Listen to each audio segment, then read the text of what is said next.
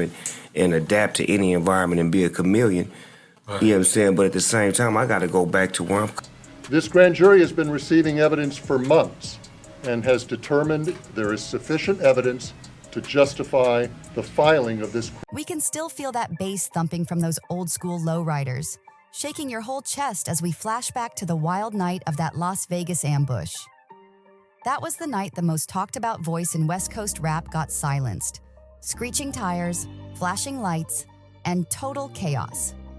It's been nearly 30 years since that moment. And sure, the streetlights on Flamingo Road are brand new, and the slots got flashy upgrades. But now we're seeing brand new clues dropping straight out of locked down files. And get this, it was never just some Crips versus Bloods thing, or just East Coast versus West Coast. There are whispers now that this whole thing was way deeper. We're talking big-name label bosses pulling strings from their sky-high penthouses. These were men in slick suits, shaking hands behind closed doors, while their artists and crews were throwing down in the streets. That's right, record execs playing puppet master while the public ate up the beef like it was all real. How wild is this leaked dossier? Imagine piles of pager messages, dusty old surveillance notes, and a panicked phone call from a Manhattan studio booth, now leaked, alleging that million-dollar bounties were tossed around like nothing more than studio expenses. That's right, 7 figures, just like that. This grand jury has been quietly collecting dirt for months, and now they've ruled that there's enough evidence to move forward. We already knew the Bad Boy founder was sweating bullets from those nasty vice trafficking charges out east. But now there's a whole new trail lighting up, and it leads straight back to secret sit-downs in Studio City. And one shady wire transfer that, according to whispers, never even went through. Diddy keeps pushing the same line, that it's all made up. He swears this whole story is fiction. But guess who just entered the ring? The Shakur family brought in heavy hitter attorney Alex Bureau, the same legal beast who once made Wall Street bosses break a sweat. Now he's diving into old pager codes and torn up bank receipts like a bloodhound. And Reem Shakur, Tupac's own brother, is calling out the whole industry. He wants a fresh investigation and says it's finally time to rip down the velvet curtain and show the world who is really funding what. Courtrooms are tense, like that split second before a lightning strike. Right now, only one man's officially charged, Dwayne Keefe D. Davis. But here's the bombshell. He's pointing the finger straight at Diddy, claiming the mogul paid for the hit on Tupac. While Diddy fights to clear his name, things on the West Coast are spiraling fast. And guess who's back in the mix? From a cement-walled phone booth in a San Diego prison, Suge Knight is dialing into podcasts like a prize fighter, swinging with every word. Even behind bars, he's still loud and unfiltered. Suge says the real traitor wasn't some slick-talking exec from New York. Nah, in his eyes, the true Judas was someone way closer. A 5.5-hour flight. Don't nobody say one word to me. Not one word. Just having conversations and doing all kinds of things saying. He's talking about none other than Calvin Snoop Dogg Broadus. That's right. The smooth-talking Long Beach legend who walked out of the Super Bowl halftime show and into a power move, buying up Death Row Records in February 2022. The press made it sound like a victory lap, a founding artist returning to rebuild the legacy. But Suge? He's barking from his cell, calling foul on the whole thing. "Show me the paperwork," Suge barked, his voice sharp and heavy with venom.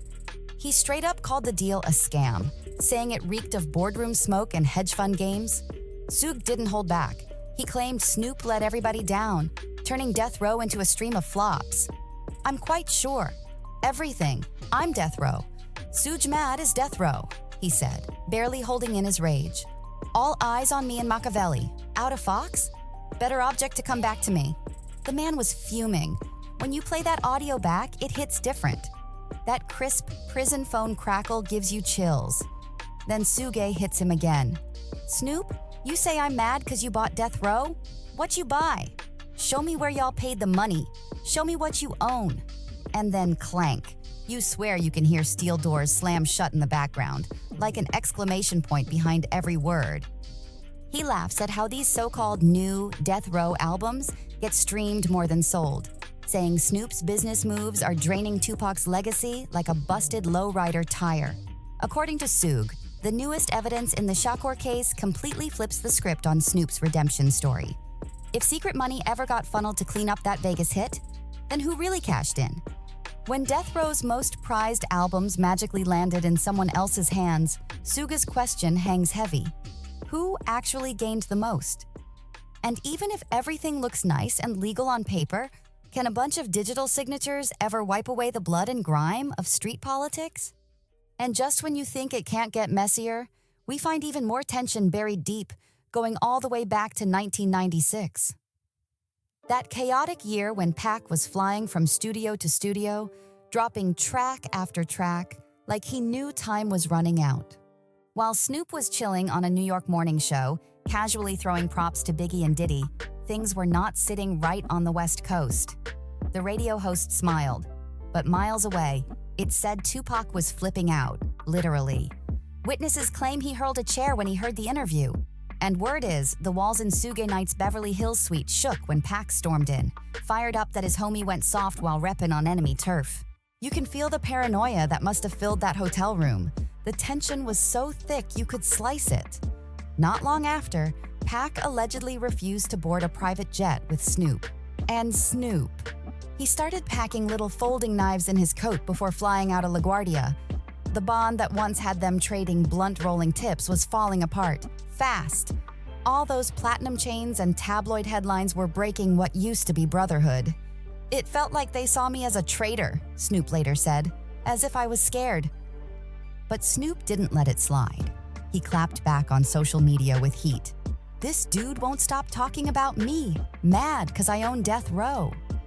That post was dripping with digital venom. But Suge, he doubled down. He even claimed that Ray J, yes, the reality show star turned tech guy, told him that Snoop was out here bragging about putting money on Pac's head. Now, are these stories true? Are they exaggerated? Or are they just tactical distractions? In the world of rumors, sometimes the perception hits harder than the facts. But this one? This saga keeps sucking in new names, bigger money, and more wild claims by the week. Meanwhile, Dwayne Keefe D. Davis is still locked up, trying to get bail as he waits for trial. He's pleaded not guilty. Shakur and Snoop used to be tight, riding tour buses, sipping apple-flavored bubbly, trading rhyme schemes, and plotting revolution like two young kings on a mission. Tupac was the one who pushed Snoop's doggy-style image from the streets all the way to Ivy League dorms, turning him into a youth culture icon. Meanwhile, Suge Knight, standing tall at 6 feet 3 inches, pulling up in a candy red coupe, was cutting million-dollar deals that big labels used to laugh at. But when Pac signed to Death Row after that infamous Manhattan shooting and courtroom chaos, everything changed. Behind the scenes, the label was a ticking time bomb. Suge was beefing with Dr. Dre was plotting his escape, Tupac was cranking out double albums at lightning speed, and Snoop? He was caught up in a felony case that could have taken his life or his freedom. With all that heat, it's no wonder conspiracy theories keep spinning. Talks of overlapping insurance policies, bulletproof vest budgets, and grudges stacked thicker than syrup. Now here's where it gets spooky. Word has it, one barely audible convo caught on tape talks about both coasts getting paid tonight. Investigators won't confirm who's speaking, but insiders hint at a voice with that signature raspy tone. And a Long Beach drawl you can't mistake. Throw in that Business Insider article from last month breaking down the Diddy versus Snoop power struggle over the years. And suddenly, the puzzle pieces start lighting up like a skyline seen from a helicopter. Snoop Dogg saying he owns Death Row is no different than me saying Tupac was alive because I had the unreleased Tupac music. It ain't no different, bro. Yeah, this might be a cold case. It's been hanging around for 27 years. But we can't ignore the cash flow. Civil lawyers have flagged a wave of shell companies shifting the ownership of Death Row's music rights. Like a corporate shell game with serious stakes. The money trail's still warm, and it's pointing in all kinds of wild directions. Money and music are getting messy, fast. Death Row's catalog didn't just change hands. It ping-ponged from private equity firms into a shiny new company led by none other than Snoop. But here's the catch. Tupac's original master tapes? Still locked away in a vault, with whispers that they're under federal subpoena. And now legal pros are talking about something called fraudulent conveyance, fancy talk for snatching a crown without ever paying for it. If Suge proves that, the whole deal could collapse, dragging half the death row catalog into legal limbo. Meanwhile, the suits in the streaming world are drooling over those old-school royalties, some estimates topping $200 million. Every time there's a dramatic press conference or a leaked headline, it's not just gossip, it's moving money. That nostalgia stock is bouncing like crazy. Suge's not holding back either. They committed fraud, bankruptcy fraud. I didn't lose my company by doing anything wrong. He's coming in hot. But here's where the real explosion hits: the motive. Suge's story is shifting. He's not saying Tupac was just another victim of street beef anymore. No, now he's claiming this was a corporate hit. A boardroom play to silence a rising revolutionary, shake Suge's grip on the throne, and sneak in a more controllable face to run the brand. In his version, the hit on Pac wasn't about colors. It was about control. And who does Suge say stepped in once the smoke cleared? Snoop. That's right. He's pointing to Snoop as the friendly figurehead, who slid in after Suge got buried under legal fees and civil cases. He was part of the downfall and the exit, Suge said, and the words slice cold. The betrayal is so raw, you can almost feel the prison phone go dead silent, like even the wires couldn't handle the weight of that statement. Instead of seeing the bigger picture, Suge says they let greed and pride blind them, and the result? A fractured empire and a friendship broken beyond repair. When Tupac dropped Hit 'Em Up, things had already gone nuclear, but then Snoop hit that NY radio show and casually said, "Biggie and Diddy were cool?" That moment allegedly hit Tupac like a stab in the ribs. People close to the circle claim Suge Knight was fuming, saying Snoop chose money over loyalty. It might have seemed like a small comment, but blown up by tabloids, it shifted the balance. And once alliances flip in that world, they rarely flip back. We just made the business decision to be cool with each other, because I don't hate him and he don't hate me. That was Snoop's take, calm, collected. But for Pac, it was personal. And just when you think this feud has pulled every last twist out of the bag, bam, a YouTube clip drops just 2 weeks ago and it's got people spinning. An alleged insider claims both Snoop and Diddy were taken in for questioning on a random chilly May afternoon. No mugshots, no charges, at least nothing the public can see. But the internet? It exploded. Views went wild, comment sections lit up like a slot machine on fire, and news outlets started frantically dialing sheriff's departments for confirmation. LA County's PR team even had to go full caffeine mode just to deny anything ever went down officially. Still, anyone who knows how those voluntary interviews work knows they don't always come with flashing lights or paperwork. For 27 years, the Shakur family has been sitting in the shadows, waiting on justice.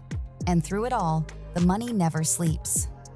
Every new leak sends Pac's streaming numbers flying, vintage merch getting snatched up, and think piece creators cashing in with every theory. The real truth? It's hard to find. But the profit? That's louder than ever. But beyond all the drama, the emotional scars are still fresh. Families are still craving closure. Fans are still desperate for truth. And the culture?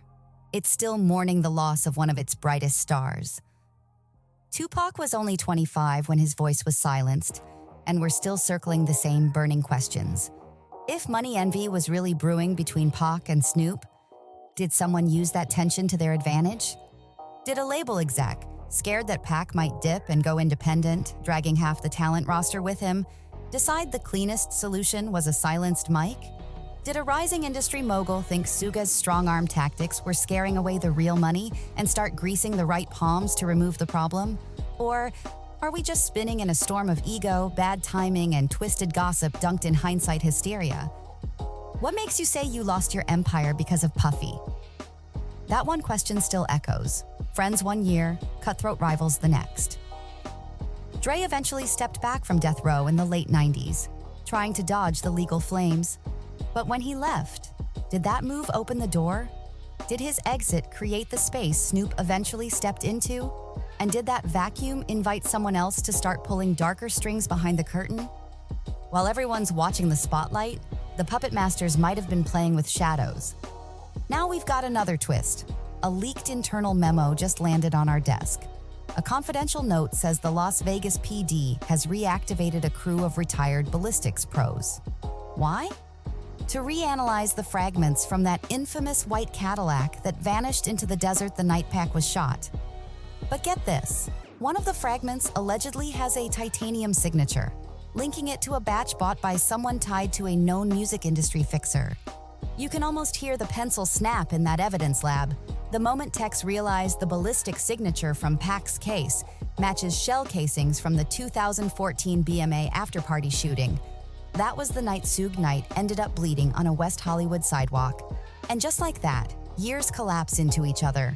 The pattern starts to glow, and the circle of suspicion tightens like a zoom lens on a crime scene.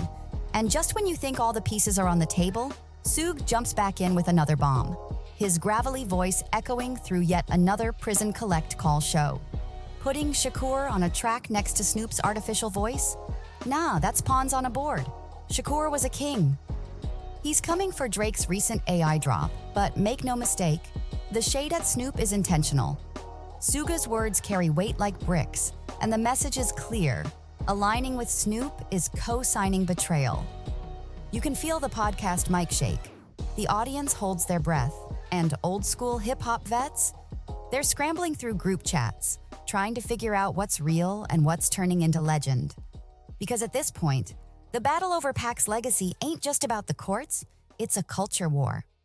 Streaming platforms are now pushing AI-generated collabs, and labels are moving fast to lock down estates. And here's the kicker. If Snoop really owns Death Row, then he might also have control over Pac's masters.